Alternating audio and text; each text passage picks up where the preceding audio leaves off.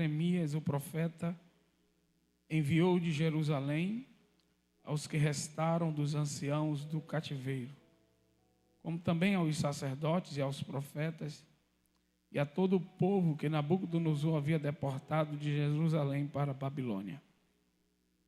Depois que saíram de Jerusalém, o rei Jeconias e a rainha e os eunucos, e os príncipes de Judá e Jerusalém, e os carpinteiros e ferreiros, pela mão de Elasa, filho de Safã, e de Gemarias, filho de Ilquias, os quais Zedequias, rei de Judá, tinha enviado à Babilônia, a Nabucodonosor, rei de Babilônia, dizendo: assim diz o Senhor dos exércitos, o Deus de Israel, a todos os do cativeiro, os quais fiz transportar de Jerusalém para a Babilônia: edificai casas e habitai-as, e plantai jardins, e comei o seu fruto. Tomai mulheres e gerai filhos e filhas, e tomai mulheres para vossos filhos, e dai vossas filhas a maridos, para que tenham filhos e filhas, e multiplicai-vos ali, e não vos diminuais. E procurai a paz da cidade, para onde vos fiz transportar em cativeiro, e orai por ela ao Senhor, porque na sua paz vós tereis paz. Toma assento, queridos.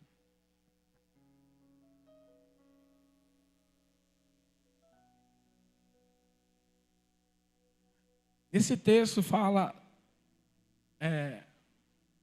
de um recado que Deus mandou para o povo que tinha sido deportado de Jerusalém para a Babilônia.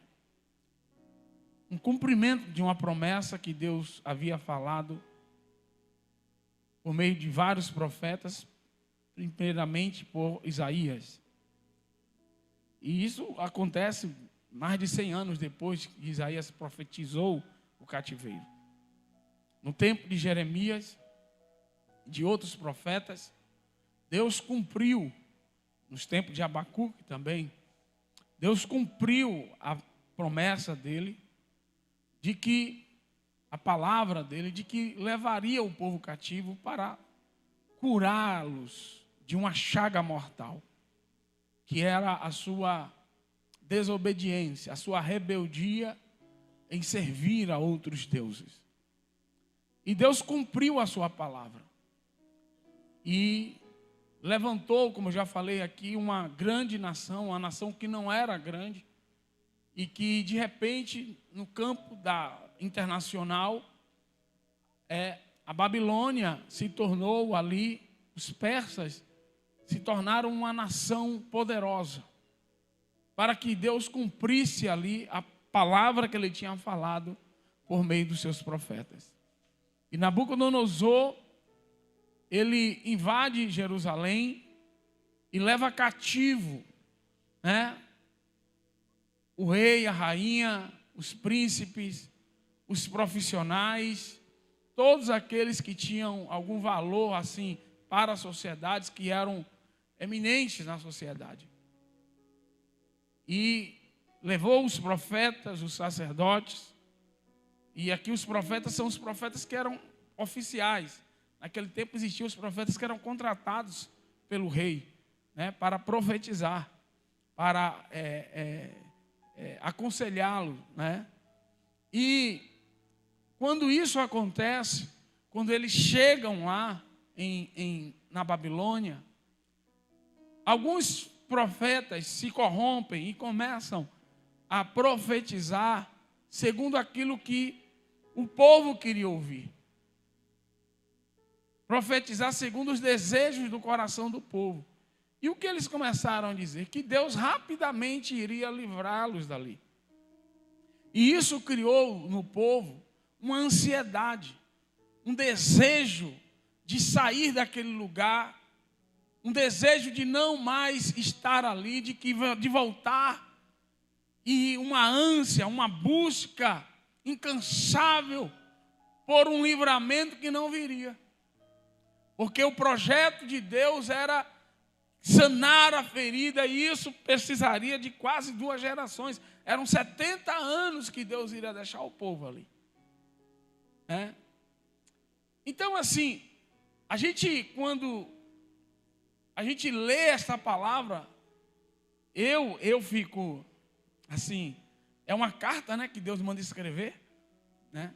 E aí na carta, tem um versículo aqui que me chama muito a atenção, né? Cadê aqui? Porque é o 29, versículo 4.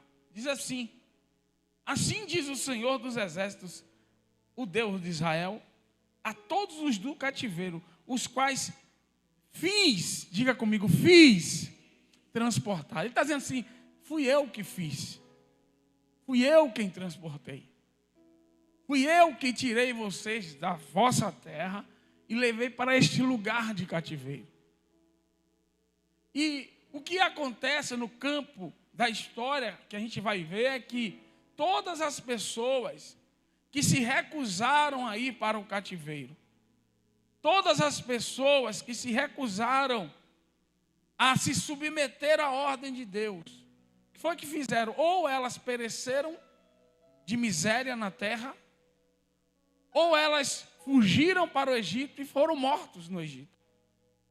Mas aqueles que se submeteram, aqueles que entenderam que o lugar que Deus queria que eles estivessem era o cativeiro, todos eles prosperaram ali. Eles ficaram ricos dentro da Babilônia. Então a minha pregação hoje, eu quero perguntar a vocês: qual é o lugar da bênção de Deus? Qual é o lugar da bênção? Observe bem. Naquele momento, o lugar da bênção era o lugar do cativeiro. Era estar no cativeiro, era estar naquela terra ali, que eles iriam ser abençoados. Então, qual foi o recado de Deus? Ame a terra que eu coloquei vocês. Ore por ela. Ore pelos governantes dela. Ore pela paz dela. Porque vocês vão prosperar ali. E isso eu quero trazer para vocês, porque às vezes nós desenvolvemos uma percepção carnal acerca dos lugares em que Deus nos coloca, das situações em que Deus nos coloca. Pessoas que estão em trabalhos, em empregos, em empresas, em negócios, que eles têm certeza que Deus os colocou. Mas quando vêm as lutas, quando vêm as provações, eles começam a praguejar o lugar, a chamar chefe de endemoniado, a dizer que o lugar não presta, a praguejar o lugar, né? A reclamar sobre o lugar, a chamar o lugar de prova, de problema. Eu vou para aquela prova ali, eu vou para esse problema, eu não aguento mais esse lugar. E essas pessoas, o que é que acontece com elas?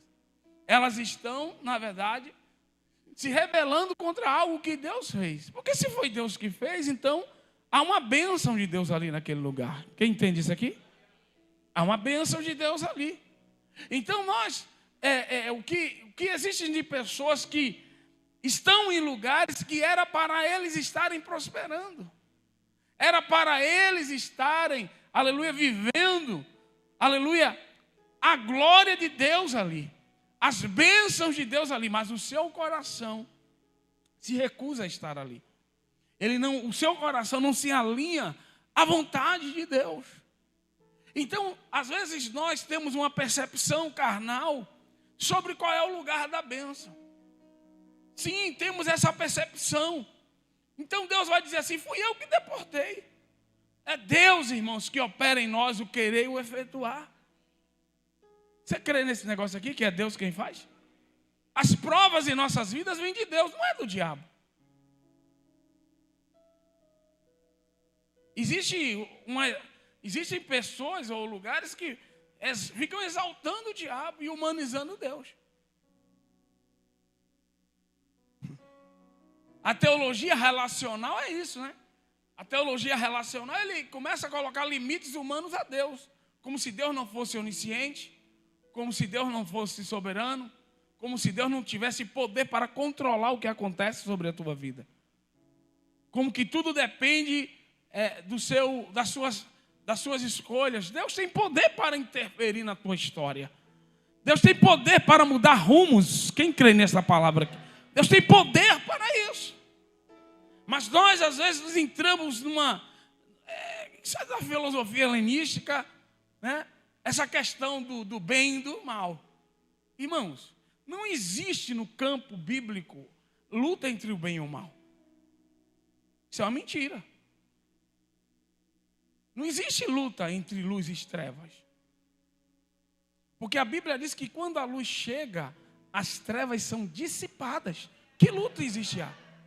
A Bíblia diz: resistir ao diabo e ele não vai ficar lutando contra você. Então nós precisamos tirar isso de nós, como se houvesse uma batalha entre Deus e o diabo. Não existe isso dentro do campo bíblico. Deus, ele é soberano. Deus vai destruir Satanás com o sopro da sua boca. Como é que existe briga entre? Então às vezes a gente põe, nós nos enchemos dessa filosofia helenística, dessa coisa humana, de que há uma luta yin e yang, bem e mal, luz e trevas. Dentro do campo bíblico só existe Deus. Ele é eterno. Ele é o onipotente, o onipresente, o onisciente. Quem entende aqui? Aleluia. Mas e o diabo? O diabo tem limitações no seu agir. Porque se ele não tivesse limitações no agir dele, você não estaria aqui hoje sentado dando glória a Deus. Ele já teria acabado com a tua vida, acabado com teus filhos, destruído a tua família, envolvido você num acidente, poste tinha caído, árvore tinha caído, ele tinha feito tudo para te destruir. Mas porque ele não faz? Porque o anjo do Senhor acampa, aleluia, ao redor dos que e os livra. Não tem como. Então essa ideia desta luta entre luz e trevas, não, Deus disse assim: vocês vão para o campo, eu vou fazer algo com vocês, eu vou levar vocês para a casa do vosso inimigo e eu vou enriquecer vocês lá dentro. Foi o que Deus fez. Depois o reino da Babilônia se desfez e Israel está até hoje aí, para a glória de Deus. Quem é o rei da Babilônia? Cadê o reino da Babilônia? Não existe mais. Mas Israel está aí, vivo, poderoso, para a glória de Deus. Então, nós precisamos entender que esse texto, Deus está dizendo: olha, existe o lugar da bênção.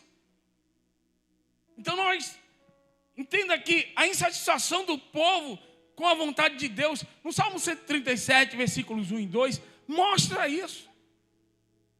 O povo que estava lá, insatisfeito com o que Deus tinha feito. Diz assim: junto aos rios de Babilônia, ali nos assentamos e nos pusemos a chorar, recordando-nos de Sião. Nos salgueiros que há no meio dela, penduramos as nossas harpas. Havia uma angústia e um desânimo total nos judeus, dizendo: nós não vamos fazer nada. Ele disse assim: a gente vai parar de cantar, nós vamos parar de adorar a Deus, porque Deus esqueceu da gente. É o pendurar a harpa. Olha para o irmão e diga assim: não pendure sua harpa. Continue adorando em meio às lutas. Continue adorando. Continue louvando. Entenda o processo de Deus. Então nós estamos diante de uma cultura da desistência, onde as pessoas, a gente só se ouve: eu não aguento mais, está muito pesado, não dá mais para mim, é muita exigência. Imagino que eles tinham uma rotina dura lá na Babilônia, mas isso com o tempo começou a mudar. Mudou ao ponto de nós termos Neemias no palácio do rei. Mudou ao ponto de nós temos Esdras que foi levantado para voltar e reconstruir o altar. Então a percepção é que nós precisamos ter uma visão espiritual das coisas. E não a visão carnal dos lugares onde Deus nos põe. Porque senão nós estaremos fugindo do lugar da bênção. Estaremos querendo, não suportaremos nenhum tipo de aflição, nenhum tipo de luta. Há uma cultura da não dor, do não sacrifício. De não, está doendo, está difícil, então eu vou desistir. Então nós temos que tomar cuidado, porque nós podemos estar saindo do lugar da bênção. Então ame o lugar que Deus te plantou. Amém? Não fique praguejando, jogando fora. Pega o contra-cheque. E isso aqui é chorolite, como é? Olerite. Como? Contra-susto. O povo fica praguejando as coisas. E aí como é que você quer que Deus prospere você, se você não aceita o lugar onde Ele te plantou, se você não aceita esse processo que você está passando? Aleluia! Como é que Deus vai te tirar de lá? 70 anos foram necessários para Deus fazer algo grande na vida, né, daqueles homens, daquela nação. Então a insatisfação nos leva a interromper a adoração. Existem vitórias que são demoradas, irmãos. Mas não podemos nos entregar ao desespero. Não podemos simplesmente pendurar a harpa. Mas nós temos que crer e continuar a louvar a esse Deus que é poderoso, aleluia. A Bíblia diz que se te mostrares frouxo no dia da angústia, a tua força será pequena. Eu tenho algo que eu sempre faço quando eu estou no meio de grandes desafios. Eu aprendi isso com um livro de Kenneth Hagin. Na hora que a coisa está pesada assim, eu já fiz isso. Agora mesmo, há poucos meses atrás, até eu estava fazendo isso. Passando por uma situação, por muito desafio. Aí eu paro. Ou às vezes, na hora que eu vou dormir, eu fico imaginando o dia da minha vitória. Um dia depois da minha vitória. Você já fez isso? Você passar por... Você está numa luta. E aí você diz assim, espera aí que eu vou agora imaginar como é que eu vou acordar, como é que vai ser o meu dia, quando Deus me der vitória nesse negócio. Um dia depois da tua vitória, aleluia. Quem pode entender isso aqui? Aleluia. E você vai lá no futuro, aleluia. E isso é um exercício de fé.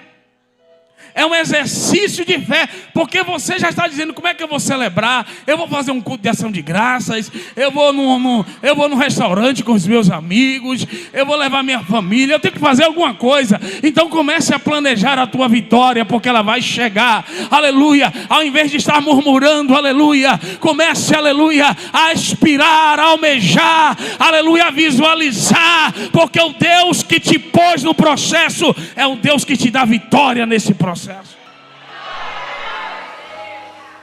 tenho isso, às vezes eu visualizo. Eu estava uma vez em São Paulo trabalhando, numa luta, passando por aí. Eu disse, eu me lembrei do livro. Eu disse, deixa eu sentar aqui. Eu sentei na cadeira, fechei os olhos e eu vou imaginar aqui. O que é que vai... eu vou acordar assim, eu vou estar com fulano de tal, E Deus fez. E Deus me livrou das minhas aflições. Deus me deu vitória nas minhas lutas. Mas se nós, irmãos, fizermos como estes do Salmo 137, começar a chorar, a lamuriar, a lamentar o tempo todo, e não dá mais, parar de cantar, fazer o que lá na igreja, fazer o que eu vou buscar mais esse Deus, e tal, e aquela coisa, como é que você vai? Como Deus vai te dar vitória dessa forma? Então Deus manda uma carta. E diz assim, diga a esse povo aí, para eles amarem essa terra. Mande esse povo amar esse lugar. Não é? Deus está dizendo, Deus está mandando você amar o seu chefe, a empresa que você está hoje, o lugar onde Deus te pôs, te colocou. Porque se você não fizer isso, o processo vai demorar. Você vai travar o seu destino. Quem entende aqui? Então nós precisamos desenvolver a capacidade de entender que os lugares que Deus nos põe são lugares de crescimento, ainda que não pareçam. Eu tive 2 chefes na minha vida que foram, assim, cruciais. O chefe que foi meu padrinho, né? Na minha área, que me pôs, iniciou minha carreira na indústria. Mas teve um outro chefe, que ele era terrível. Esse primeiro chefe era como se fosse um pai para mim. Me ensinou, me ajudou, me deu direcionamentos. Foi um anjo que Deus pôs na minha vida. Por meio dele eu fui para conseguir 2 grandes empregos, 2 grandes posições, 3, né, na verdade. Tudo por meio dele. Mas teve um outro chefe que eu tive, que era terrível. Todo mundo xingava ele. Ele era odiado. Mas esse cara, ele colocava tanta pressão nos engenheiros. A gente chegava dia de segunda-feira, irmãos, eu tinha que acordar de manhã cedo, 4h30 da manhã, olhar todos os relatórios, entrar no sistema, olhar todos os processos, o que deu, o que não deu, as perdas de produção, olhar tudo, tinha que estar tudo aqui, ó. Na hora que se sentava para reunir, todos os engenheiros e ele, que era o gerente, você não podia gaguejar. Você tinha que dizer qual era o problema, qual é a solução, o que é que você já estava pensando em fazer, quais são as suas ações. Então, esse cidadão, e todo mundo odiava ele, e Deus disse assim: aprenda. Porque ele está te levando para um outro nível de excelência. Então, esse cara, e quando eu saí da empresa, eu fui lá agradecer a ele. Ele ficou assim surpreso e disse assim: eu quero agradecer, porque eu aprendi muito contigo. Porque às vezes a gente não entende isso, né? A gente não entende que Deus, na verdade, está ali, na verdade, nos promovendo, nos preparando. Quem está me entendendo aqui? Aleluia, para aquilo que Ele vai fazer na tua vida. Como eu preguei aqui, a gente quer que Deus nos transporte, nos abençoe. Meu irmão, você precisa entender que se você quer hoje, quer que amanhã Deus te coloque um nível superior do que você está hoje, entenda algo aqui, que a excelência, a tua excelência de hoje é a mediocridade de amanhã. Você vai ter que se superar. Então aquelas pessoas que estavam acostumadas a um ambiente totalmente favorável a eles, estavam em casas, estão na casa do inimigo. Estão agora em um ambiente totalmente hostil. E Deus chega e diz assim: vocês agora vão ter que desenvolver a capacidade de amar o lugar do cativeiro, de orar pelo cativeiro. Quem está me entendendo aqui? Porque eu quero que vocês façam isso, porque vocês vão ficar aí. E aí vem a coisa maravilhosa de Deus. Porque não importa a aparência do lugar, as forças que estão naquele lugar, não importa. Você vai crescer do mesmo jeito. A bênção de Deus não vai parar de descer sobre a tua vida. Você só precisa entender que você não pode lutar contra o lugar. Mas você tem que abraçar o lugar. Você tem que orar por ele. E no dia que for a vontade de Deus te arrancar de lá, ele vai fazer isso. Então qual era o lugar da bênção? Jerusalém ou Babilônia? Naquele tempo era Babilônia. Jerusalém era o lugar, não era o lugar da bênção. Entenda que em Gênesis 12, Abraão desobedeceu a Deus. ao descer para o Egito por causa da fome e quase perde a esposa. Não há registros na Bíblia de que Deus havia dado essa direção a Abrão. Não há registro nenhum. Em Gênesis 26, Deus proíbe Isaac de ir para o Egito. Mas em Gênesis 46, Judá desce ao Egito pela direção de Deus para escapar da fome. Então, em 3 momentos, o Egito era o lugar da maldição. Mas chega um momento que o Egito agora se tornou o lugar da bênção. Então a questão aqui não é o lugar geográfico, não é onde você está, é se Deus quer que você esteja ali. Porque não importa o que os seus olhos estão te mostrando, não importa o que os teus ouvidos vêm falar, o que as pessoas vêm falar ao teu ouvido. O que importa é que você está no lugar que você sabe que é a vontade de Deus. E você vai prosperar ali para a glória de Deus. Quem recebe essa palavra aqui? Você vai prosperar naquele lugar. Mas aí vem você, ao invés de dar lugar ao que Deus está te falando, você vai dar lugar às pessoas, aos murmuradores, aos praguejadores, as pessoas que estão ali. Não, isso aqui não, isso aqui, o que é que você está fazendo aqui? Você vai morrer aqui nesse lugar, não vai acontecer nada com você. E você aí se enche dessa coisa negativa, né? Dessa áurea, né? Negativa. E aí você trava. Mas observe, Deus está mandando o povo orar pela paz do lugar. Deus está dizendo assim: olha, construa a casa aí. Irmão, para construir casa, Deus está dizendo o quê? Invista. Invista no lugar. Amplie a tenda. Vocês estão me entendendo aqui? É algo muito sério. Então, 1 Timóteo 6,6 diz assim: mas é grande ganho a piedade com contentamento, porque nada trouxemos para este mundo, e manifesto é que nada podemos levar dele. Tendo, porém, sustento e com que nos cobrirmos, estejamos com isso contentes. Paulo está falando sobre o poder do contentamento. A palavra contentamento vem do grego autarkeia, que significa uma condição de vida ideal em que nenhuma ajuda ou apoio são necessários. Nós precisamos, irmãos, desenvolver isso em nós. Porque o que é que está acontecendo? As pessoas, ao invés de serem gratas ao invés de serem gratas por aquilo que Deus já fez em suas vidas, elas estão resmungando por aquilo que Deus ainda não fez. Isso é o quê?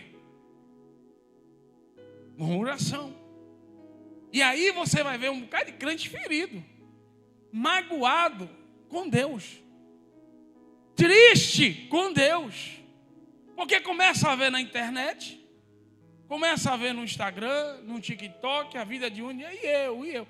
E tem essa... E aí você vai se enchendo deste sentimento de descontentamento, como se Deus não esteja sendo justo com você. Irmãos, nós não merecemos nada de Deus. Mas ao invés do sentimento de contentamento, o que está sendo desenvolvido na vida de alguns é esse sentimento de merecimento. Você acha que você merece. Mas o que é que nós merecemos de Deus, afinal? Nada. Do que se queixa o homem? Queixe-se dos seus próprios pecados. Então nós precisamos ter cuidado com isso. Eu sempre conto aqui, quando eu aprendi sobre murmuração, né? Meu pastor que me discipulou, uma vez eu estava no trabalho, passando uma luta, irmão. Meu chefe me perseguindo, uma luta. Meu Deus do céu. E aí eu fui falar com o pastor. Só que eu fui falar em tom de murmuração, né? Aí ele disse assim: olha, pode parar, porque Daqui a pouco Deus vai lançar um raio aí sobre você e eu vou cair. E vai sobrar para mim também. Não quero conta com você não, seu murmurador. E aí, aquilo, eu nunca esqueci. Eu tinha 18 anos quando ele... Eu nunca esqueci aquilo. E ele dizia assim, não murmure. Chegou para mim e disse assim, esqueça isso. Não murmure. Deus não se agrada de murmurador. E aí, naquele dia, eu parei de murmurar. E comecei a entender que era um processo de Deus. E que no tempo certo, Deus iria me dar uma grande vitória, como Ele me deu uma grande vitória. Então, eu quero que você perceba aqui como essas nuances, às vezes, esses detalhes, às vezes, certo? Eles travam a nossa vida. São sentimentos que a gente começa a permitir que desçam ao nosso coração, que permaneçam dentro do nosso coração. E nós não estamos percebendo que isso está simplesmente nos tornando rebeldes em relação a Deus. Porque murmuração é rebeldia. Né? Entenda aqui. Então, autarqueia é uma condição de vida ideal, em que nenhuma ajuda ou apoio são necessários. Deus, irmãos, é interessante que Jesus chegou para os seus discípulos, né? Logo antes dele ir para a glória, lá no terceiro ano do ministério dele, aí ele chegou para os discípulos e disse assim, por acaso tem faltado alguma coisa para vocês? Aí os discípulos disseram assim, Senhor, nada nos faltou. Nós estamos, aleluia, contentes. Havia contentamento neles. Porque Cristo não havia deixado faltar nada na vida deles. E isso é contentamento. Então, existe alguma necessidade básica, que está faltando na sua vida? Você tem servido ao Senhor com sua inteireza de coração? E se você tem feito isso, há alguma necessidade básica que não está sendo cumprida? É isso que Paulo está falando aqui. Se você tem com que você, se você tem aquilo, o teu sustento, você tem que estar contente. Sabe por quê, irmãos? Porque a nossa casa, ela não é aqui. Isso aqui é um sopro, uma vida passageira. Quem está me entendendo aqui, irmão?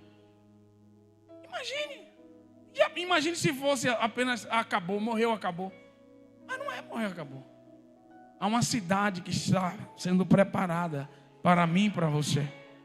Existem mansões celestiais do céu, que só você vai participar. Então essa é a nossa esperança. Então quem possui o contentamento de Deus edifica no lugar que Deus o colocou, mesmo que seja um lugar de correção, mesmo que seja um lugar de provação, né? Então Deus disse, edificai casas, ou seja, viva enquanto a promessa não chega.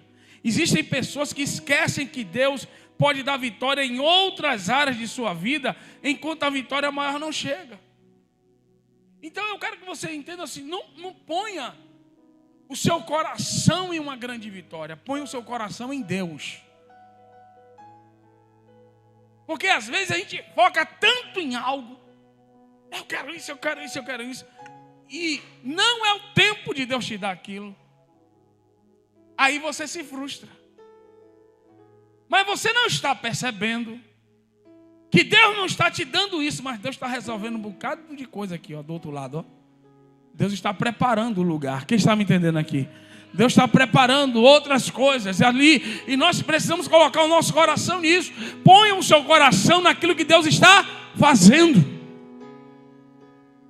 e não naquilo que Ele precisa fazer, mas naquilo que Deus está fazendo. Coloque a sua energia nisso.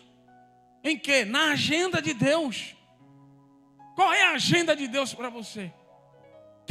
O que está diante? Paulo diz assim, eu esqueço das coisas que para trás ficam e avanço para as que estão diante de mim. O que é que Deus tem colocado diante de você?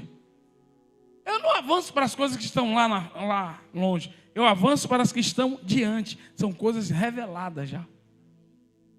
Mas aí o nosso coração quer Então descanse nisso, meu irmão. Deus, Ele é soberano. Ele está no controle de todas as coisas. Para que essa agonia? Para que esse desespero? Você não pode nem mesmo fazer um fio do seu cabelo se tornar branco. Você não consegue nem mesmo aumentar um centímetro na sua estatura. E você está aí preocupado. E agora que Deus está sentado em um alto e sublime trono e nada sai do seu controle. É isso que está agora. Nada sai do seu controle. Aleluia. Então ame o lugar em que Deus te plantou. Ore pelo lugar que Deus te plantou. Porque, irmãos, quem possui o contentamento de Deus edifica no lugar que Deus o colocou, cresce e não diminui. Então essa cultura de não esforço, não prova, não sacrifício, não aflição, não sofrimento, tem tornado os crentes em verdadeiros nômades. Eles ficam fugindo dos lugares. Começa alguma coisa ali, muda de emprego, muda de igreja, muda de bairro, e às vezes entram na loucura de mudar até de casamento.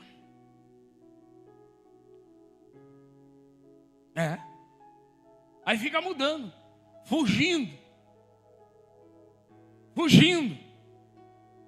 Não adianta. Todo mundo, vou falar a vocês, todos aqueles que fugiram do poder da Babilônia e foram para o Egito, todos eles, Deus usou Jeremias e disse assim: vão morrer de fome, vão morrer de espada ou vão morrer de peste. Está lá escrito no livro de Jeremias. Aqueles que foram para o Egito e que não se submeteram à minha vontade, vão morrer de fome, vão morrer de espada ou vão morrer de peste. Fugindo. Forte isso, né? Deus queria que eles se submetessem à Babilônia, ao inimigo. Mas que naquele momento era o quê? O corretor de Deus. O povo que Deus usou para corrigir o seu povo. Lugares em que Deus está lapidando. Lugares em que Deus está te preparando para que você se torne a pessoa que Ele quer que você se torne, para que você receba a bênção plena de Deus na sua vida. E por que Deus fez isso em Israel? Porque havia um propósito. Qual era o propósito? Preparar um povo, para que desse povo nascesse o seu filho, Jesus Cristo de Nazaré. Jesus não podia nascer de uma nação idólatra. Não podia. Ele tinha que nascer de uma nação que buscasse um único Deus. Então Deus não é um Deus que fica brincando com você. Eu vou botar o irmãozinho, vou botar aqui Júnior na prova. Vá para a prova, Júnior. Você está alegrinho demais, viu? Prova. Muito sorriso, você está com muito sorriso. Prova. Você acha que Deus é assim? Fica brincando com você? Bota na prova, tira. Mas Deus não é assim, irmão. Há um propósito em tudo que você passa. Quem está me entendendo aqui? Se você é um filho de Deus, se você é um homem piedoso, ou seja, é alguém que busca o Senhor, não existe nada que não venha, que não tenha um propósito de Deus na sua vida.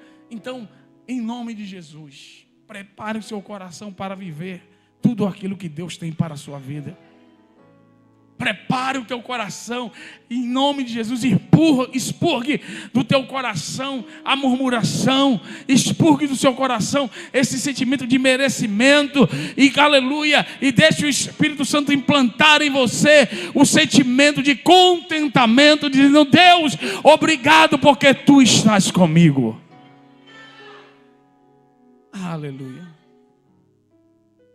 Então Deus está dizendo assim: ame o lugar em que Deus te plantou. Ore pelo lugar que Deus te plantou.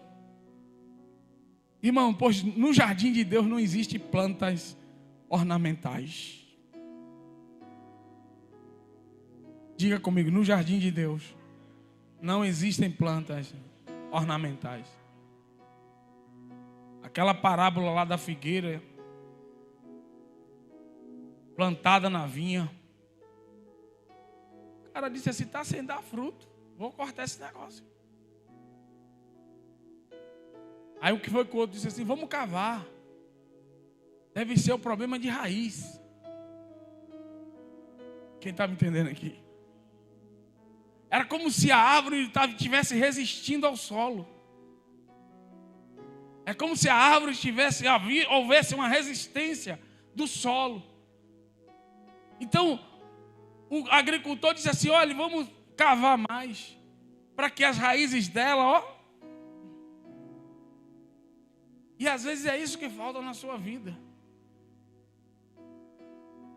Você não permite que Deus te plante em nada, em projeto nenhum. Tudo você reclama às vezes. Tudo é uma agonia, tudo é um problema, tudo é uma dificuldade. E isso começa a falar. E aí nós temos agora um grupo de crentes nômades. O nomadismo, na igreja brasileira é um fenômeno. Existem dois fenômenos na igreja brasileira: os desigrejados e o nomadismo, que são aqueles crentes que eles não ficam fora da igreja, mas eles não ficam em igreja nenhuma, eles ficam pulando.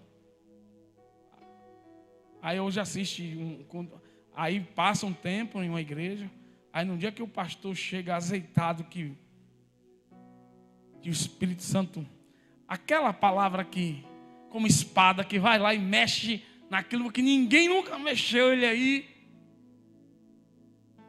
vai embora, não fica não, aí vai para outro, e vai para outro. É o nomadismo. Porque os desigrejados desistiram da igreja instituição, não creem no projeto. Não é nem a questão de às vezes porque se feriram, não, é uma questão mais profunda. Desigrejado é algo mais profundo. Eles não creem no projeto de igreja institucional. Mas o nomadismo não, eles creem, mas eles não querem se submeter aos processos. Então eles vão se movendo por aquilo que dá prazer, por aquilo que ele acha que é favorável. E eles não plantam, eles não têm raízes. Irmãos, árvore que não tem raiz não dá fruto. Vou repetir: árvore que não tem raiz não dá fruto. Se você observar esses homens de Deus, esses grandes empresários também, pessoas que romperam na vida, são pessoas que abraçaram primeiro o dom e o negócio que Deus colocou, ou a carreira que Deus pôs, e eles se aprofundaram naquilo, e por isso hoje eles estão em um outro nível. Por isso hoje eles estão em um nível diferente dos outros. Mas essa cultura do desespero, essa cultura de pessoas que simplesmente não suportam mais nenhuma pressão, tem arrancado a bênção dos crentes, dos filhos de Deus. Pessoas que eram para estar em outro nível, mas porque se foram apertados, sofreram uma pressão, eu não aguento mais, eu não quero mais. Há uma bênção de Deus para a sua vida, meu irmão. Não existe crescimento sem dor. Então, a palavra de Deus para aquele povo era: multiplicai-vos ali, não vos diminuais.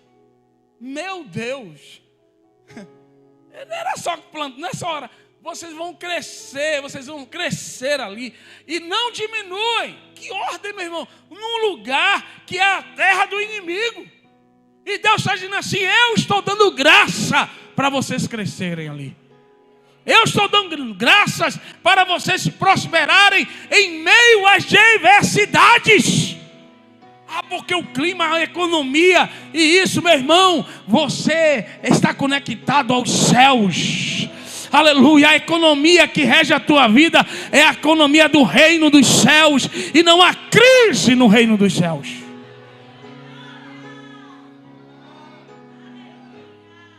Como é que Deus dá uma ordem a um povo, dizendo assim: vocês vão para a terra do inimigo, e vocês vão crescer lá, e vocês que diminuam, viu? Não quero ninguém diminuindo lá, eu quero que vocês cresçam. Irmão, parece que Deus é até irônico, né? Deus está sendo irônico. Não, Deus está dizendo essa balança. Está tudo numa carta. Mandou uma carta. E você está hoje recebendo essa carta também. E Deus está dizendo para você: não diminua. Cresça ali. Porque quando Deus te tirar dali, você será um profissional melhor, você será alguém maior, você estará conquistado algo que você nunca conquistou antes. Deus vai te abençoar. Deus vai te fazer prosperar. Mas aceite o processo. Então naquele dia, com esse chefe que eu falei o último, eu entendi. Eu disse assim: rapaz, não vou reclamar não, já entendi tudo aqui. Vou segurar, né? Um bom baiano, vou segurar a onda, né?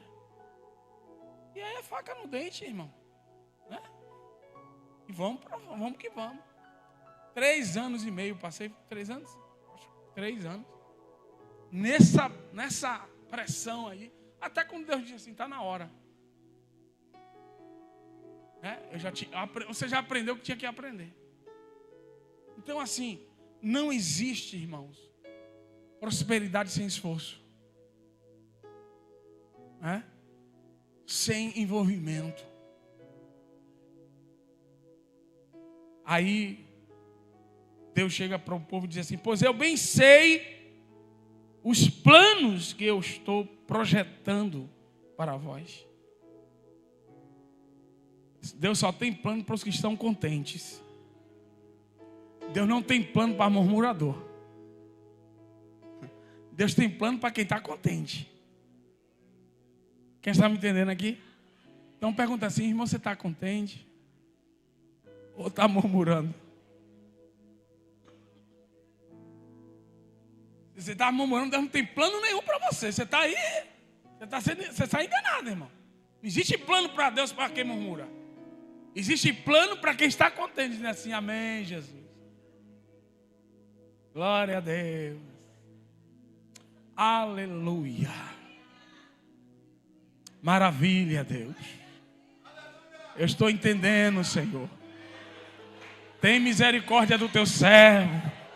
Me dá mais graça, Jesus, para eu suportar isso. Você pode pedir graça, você não pode pedir para Deus te tirar de algo que está te fazendo crescer. Pode pedir graça, me dê mais graça, Senhor. Me capacita, Deus. Me habilita. Essa é a oração do crente. Deus, eu não aguento mais. Me tira, Senhor, me liberta. Não, você está orando errado. Por isso que nada aconteceu ainda. Muda a tua oração. A oração é: me dê graça, Jesus. Me ajuda, Pai. Senhor, você é comigo. Me fortalece, Senhor. Firma os meus passos. Me dá sabedoria. Essa é a oração. Essa é a oração de quem está na Babilônia. Essa é a oração de quem quer prosperar em meio às adversidades. Quem está entendendo aqui? Muda a tua oração. Me dê graça, Senhor, me sustenta. É só olhar os salmos de Davi, né? Me sustenta. Me dá, oh Deus, né? Então assim, você precisa discernir os tempos. O tempo acabou. Falando de tempo, o tempo acabou. Discernir os tempos. E entender se esse é o tempo de Deus para a sua vida. Que terreno você está? Que lugar você está? Irmão, se você está no lugar que Deus te colocou, então este lugar é o lugar da bênção. Não importa se é a Babilônia. se é terreno do inimigo, se é um lugar de adversidade, se é um lugar de dificuldades, você vai prosperar ali. Eu vou repetir isso aqui. Você vai prosperar ali. É ali que você vai crescer. É ali que Deus vai multiplicar a sua bênção. Então continue adorando a Ele. Não pendure sua harpa. Porque nem sempre entenderemos os propósitos de Deus. Mas devemos sempre crer que o plano dele é o melhor. Que sua vontade é boa. É boa. Quem falar perfeito aí vai cair em disciplina. Que não existe isso na Bíblia, viu? Isso aí foi os crentes que fizeram música que não foram para a escola bíblica dominical. É boa, agradável e perfeita. Amém? No grego é agaton, eurastion, eu acho que teleion. Acho que é teleion. O original, agaton, eurastion, teleion. Boa, agradável e perfeita. Essa é a vontade de Deus para a sua vida. Vamos ficar de pé, queridos. Eu quero orar por você. Aleluia. Deus tem uma vontade para você. Há uma vontade de Deus para a sua vida. Você precisa abraçar isso nesta manhã. Amém? Você precisa abraçar isso nesta manhã. Dê uma mão à pessoa que está do seu lado e vamos orar. Aleluia. E eu quero que você ore pelo lugar que Deus te pôs agora. Ore por essa circunstância em que você está. E peça para Deus te revelar onde está o lugar do crescimento. Tudo começa com o coração. Teve um irmão aqui, que não está mais com a gente, que ele foi transferido aqui para Lauro de Freitas. E aí tudo que ele queria era voltar para o lugar onde ele estava. Então o tempo todo, o coração dele nunca estacionou aqui. Até o dia que ele ouviu essa palavra. E quando ele ouviu essa palavra, Deus começou a prosperar ele aqui. Comprou a casa dele, começou a prosperar. Deus começou a abrir as portas para ele, quando ele entendeu que foi Deus que tinha trazido ele para aqui. Ele parou de murmurar e entendeu que este era o lugar que Deus tinha plantado a ele. E ele conquistou algo que ele nunca ia imaginar em conquistar na terra dele. Então pare de lutar contra a vontade de Deus. Abrace a vontade dele. Porque hoje, assim como a vida deste irmão mudou, a sua vida pode mudar hoje aqui. Nessa oração. Pode mudar a sua vida. Em vez de parar de ficar reclamando, murmurando. Porque não dá, eu queria. Não, entenda o processo. Viva o processo. Veja o que é que cresça enquanto você está no lugar. E se Deus quiser te tirar de lá, no dia que Ele te tirar, aí é outro esquema. Mas faça isso. Quando eu entendi isso, eu aquietei meu coração. Passei por chefias intensas, pesadas, lugares de alto rendimento.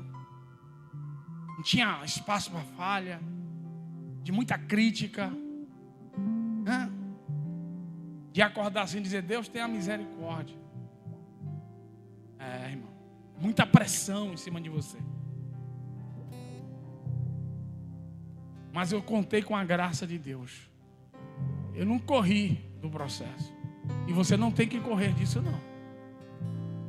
Aguenta esse negócio aí. Como dizia a minha mãe, engula o choro. Engula o choro, meu irmão. Porque senão você vai perder a bênção. Você vai perder o crescimento. Você vai perder a multiplicação.